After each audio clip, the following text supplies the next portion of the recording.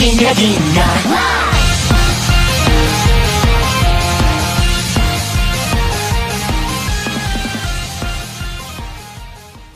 Hello everybody, Infinite Shinjo here, and welcome back to another episode of Let's Talk Anime. And episode 48 is dedicated to you guys' recommendations for me, because I had like maybe one or two from the last episode, but I've been getting a lot of them recently, both on my comments on my videos and on my Discord, although mainly from my Discord, but still, been a lot of recommendations, so it gives me more episodes to record. So let's start with the Misfit of Demon King Academy. I don't know why, I keep wanting to call it the Misfit King of Demon Academy or something. I don't know. Maybe I'm dyslexic and I just don't know it. But the only opening notes that I wrote for this is I'm really wondering if the opening scene is somehow a reference to Harry Potter. Now, I don't know much about Harry Potter. I don't claim to know anything about Harry Potter. But I know that there's something with like an owl delivering a message or something. That's the only real basis that I have for it may be a reference to Harry Potter. If there are Harry Potter fans out there watching this video, let me know if it actually is, because I have no idea. So this is actually very interesting, because I haven't really heard good or bad things about this show. I've just been hearing, oh, it's another isekai, and a lot of people probably just skip it. But this is actually interesting because I have more positives to say about it than negatives. So I'm just going to start with the negatives first. It might be just me, but episode 1 goes by super fast because we're introduced to Anos and Misha. We meet some random fire guy. I can't remember. I think they give his name, but I don't remember. And Anos basically manhandles him. Then they come back later, and the one guy gets turned into a zombie or whatever.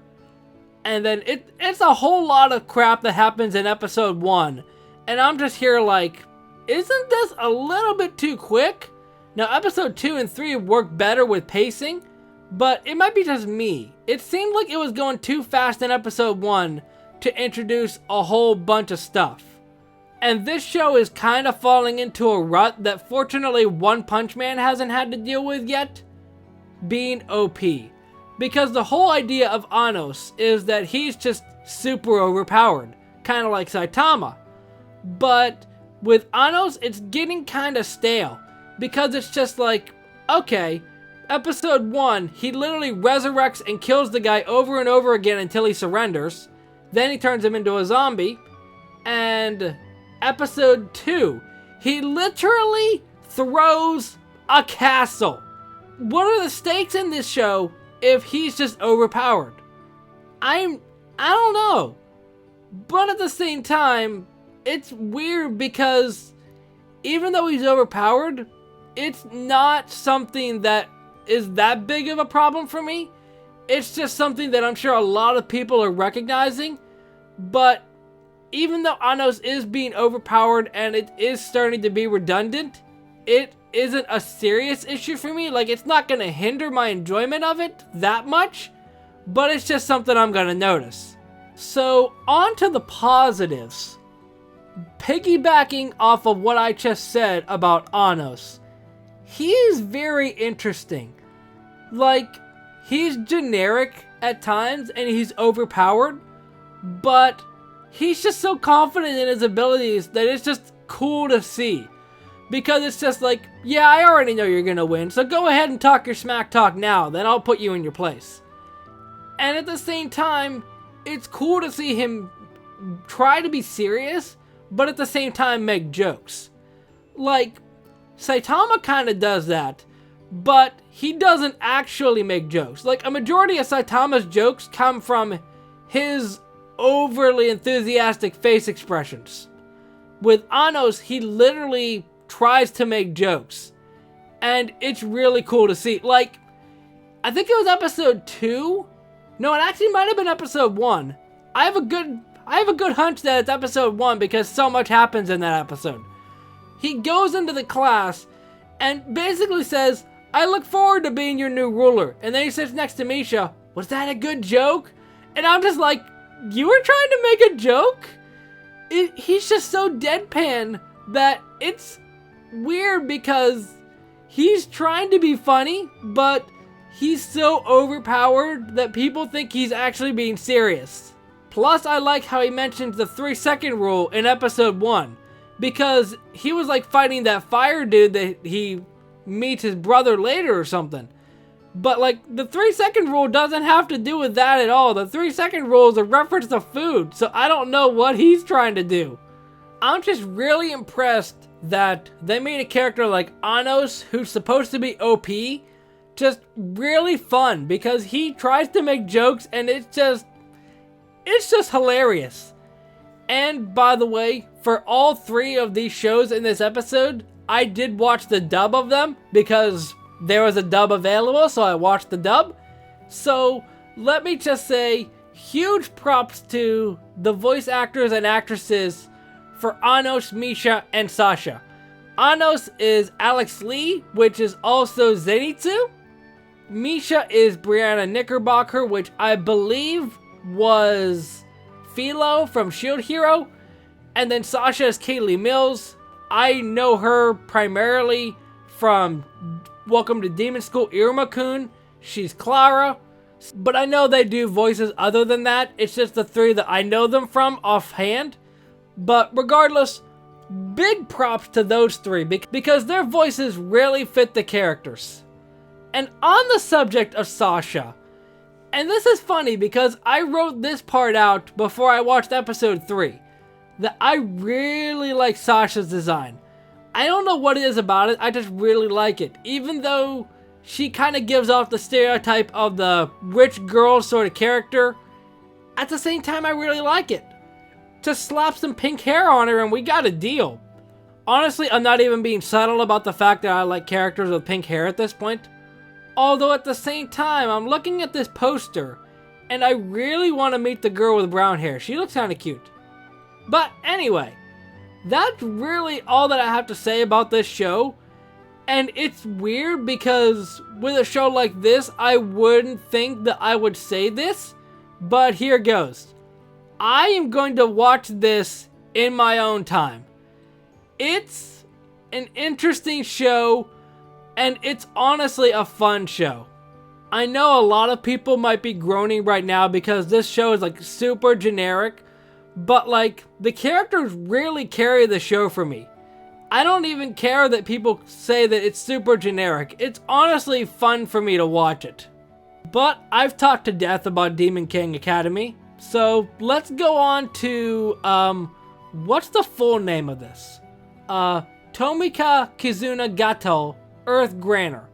I'm just gonna call it Earth Granner because that makes it so much easier for me.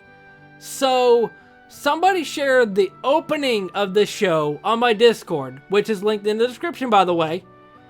And I literally ran across this show, or the opening, before, because like I think it was when it first came out that I was just watching like top however many anime openings from this season, for example, this first season it came out, and it was there, and just from the small snippet that I heard, I was thinking, what the heck is this show?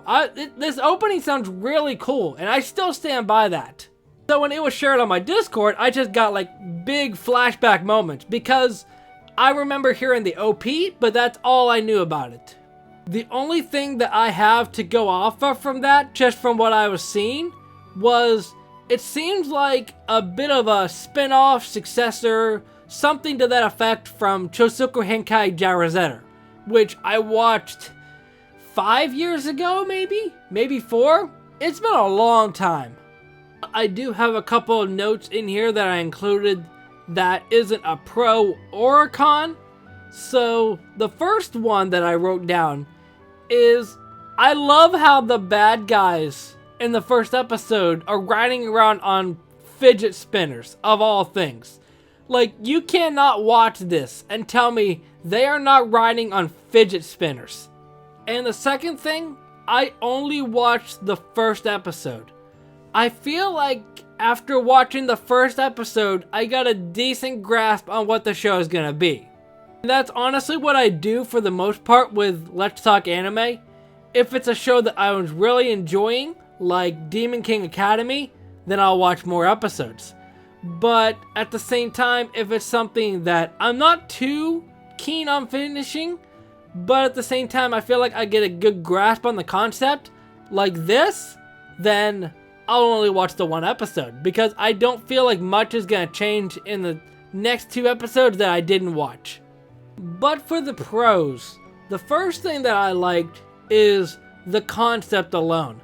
Like, you got 2 brothers, which I'm really wondering how they're brothers, because one's got red yellow hair and the other one has blue hair, so I don't know, it's anime. Nothing makes sense. But I like the concept of how it's 2 brothers with giant robots, because that's just really unique in my opinion. I don't think any other show has done a concept like 2 brothers with giant robots instead. Like the Power Rangers was a bunch of random people, if I remember correctly. But like I said earlier, the OP absolutely slaps. It is an amazing OP. I don't know if there's a full version out. Honestly, I'm down to look after this, but the one thing that I will say about it, and I hope that if there's a full version, it fixes it, I don't like having the animal sound effects in there. Like, I get that the one dude's a tiger, the one dude's an eagle, basically, but I just don't prefer hearing the animal sound effects in there. But it's still catchy regardless, but I would prefer it more if it didn't have those sound effects there. And the third and most important pro that there could possibly be, Rin Kumaneko! The instant I watched the OP just randomly on YouTube, I was just seeing all these characters go by, and then I paused and I'm looking, who is this girl with pink hair? I want to know who this girl with pink hair is. I'm not even being subtle anymore. But like, I saw that and I'm thinking, huh, a girl with pink hair. Not really unique with anime, but I still like the design regardless. Now granted, at the same time it gets very weird because I think Rin is still like under 18, which is kind of strange because she looks like she could at least be 20, but hey, what do I know? And before anybody comments, I know that there's some sort of thing with her brother, and the whole organization or whatever. I'm not going to spoil it in case anybody actually cares, but yeah, it kind of gives me Atticus Rhodes vibes from Yu-Gi-Oh! GX. But now on to the cons. The first thing is, I was watching through this episode, and I could really tell it was made for younger kids. It's like, there's nothing inherently wrong with that, but I'm just watching it and I'm thinking, yep, this is definitely for a younger audience that's not me. And the next thing, and I included it in a con, even though I don't think it's actually a con, but like, why is that Earth Globe mascot thing? First of all, why is he here? Is he just here for marketing? Because it's just like, with all these kids shows, you gotta have a little mascot. And he just seems like he's that mascot.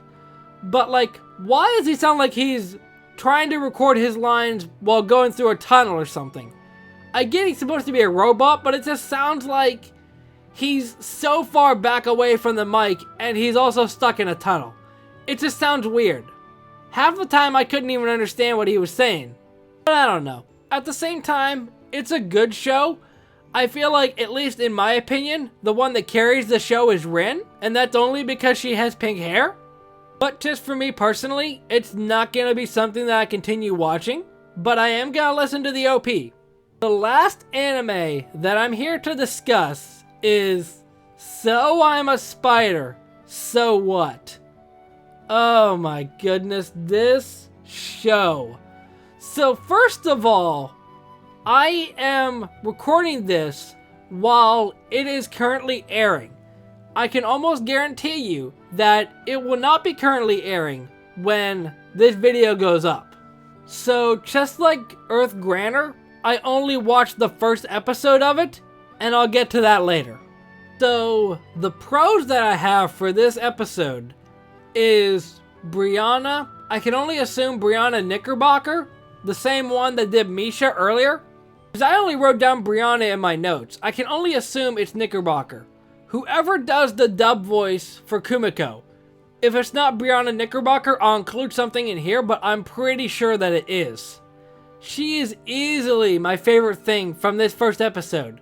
Just like from her delivery to all of her lines, which I can assume aren't in the original. Because like she literally mentions that she's a gamer girl, and that just made me chuckle. But like there's so many different lines that Kumiko has in this episode that I absolutely chuckled at. But I didn't want to bog it down with all of these random ones. So I can only assume that Kumiko stays with this positive upbeat energy for all the episodes. Now, let's get to the cons. Now, let me get this one out of the way. People that have severe arachnophobia are absolutely going to avoid this show. I know that JoJo talks too much, said about how he's not watching it because of his arachnophobia. And I totally get it. Especially in the early part of the episode where all the spiders are coming out of the eggs. Yikes. For people that have arachnophobia, they would not like this show at all. The only real big issue that I had with this first episode is the fact that they mention that they're an isekai world. Like, I get that they're trying to do it as a joke, but I'm getting tired of isekai anime like this, like Demon Lord Retry, saying, oh, we're an isekai world now. I wish I would have read up on those darn isekai. It's just like, yes, we get you're in an isekai. Stop mentioning that you're in an isekai. Like, it was cute the first couple of times I saw it, but it's just starting to get overdone at this point. Two offhand that I know have done this are this show and Demon Lord Retry. And I can imagine that there are other isekai that have done that at this point. They go to the world, I'm in isekai world now. It's a good thing I read those isekai anime. Watch more isekai, by the way. It just feels like it's some sort of clever marketing strategy to get people to watch more isekai. But like I said earlier, I only watched the first episode. After I saw the scenes of Kumiko eating the other spider and that frog, I tapped out. I have a weak stomach at times as is, so watching that did not help me at all. I don't know if they're going to tone down on that in other episodes, but I can only assume they won't because they set the precedent in this episode. Although it might be a thing with like Goblin Slayer, that the first episode is the worst in that sense, and then it just gets better from there. I don't know. Also, I'm really wondering what the heck the other people are doing, like if they're actually going to have a bearing on the plot or not. Although at the same time, I get the idea that it's the whole class that was transferred into Isekai world, but Kumiko's the unfortunate one that got stuck as a spider. In a way, I can see parallels to this and slime, because it's just like spider, slime, both lower totem pole life forms. I don't know, at the same time, I haven't heard many people talk about this show, but that could be good or bad. But that is going to be it for this episode of Let's Talk Anime. And yeah, between Demon King Academy, Earth Granner, and Spider, let me know what you think if you've watched all three of these shows. I'd be impressed if there's somebody that watched all three of these besides me. But if you have any recommendations for Let's Talk Anime, leave them down in the comment section. I got a decent chunk of recommendations still that I need to watch, but I got enough episodes that I'll be able to post more Let's Talk Anime episodes as it goes. But I will see you in the next episode. Momentai.